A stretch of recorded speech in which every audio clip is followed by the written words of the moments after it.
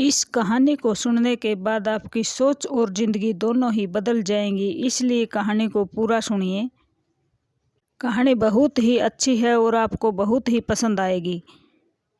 एक गांव के पास एक महात्मा अपना आश्रम बनाकर बच्चों को शिक्षा दिया करते थे और अपने शिष्यों के साथ वह एक पेड़ के नीचे बैठे हुए थे और अपने शिष्यों को ज्ञान बांट रहे थे। तभी एक राहगीर वहां से आया और कहने लगा कि गुरुजी, महात्मा जी, मुझे यह बताइए कि यह दूसरा जो गांव है, इस गांव के लोग कैसे हैं, क्योंकि मैं अपने गांव में से इस गांव में रहने के लिए आना चाहता हूं।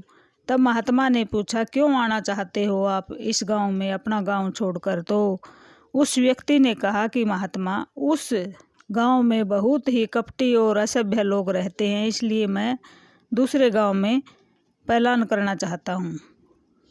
अब महात्मा ने उस व्यक्ति को कहा कि आप पलायन तो करना चाहते हैं, लेकिन उस गांव के लोग भी ऐसे ही हैं जो आप दूसरे गांव में छोड़कर आए हो।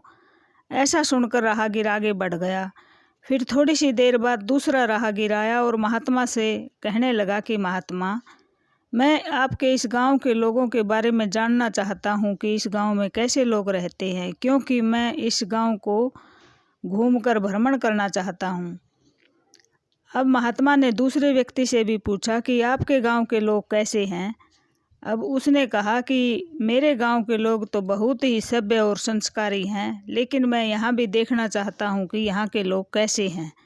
अब महात्मा ने कहा कि जैसे तुम्हारे गांव के लोग हैं, वैसे ही इस गांव के संस्कारी और सभ्य लोग हैं।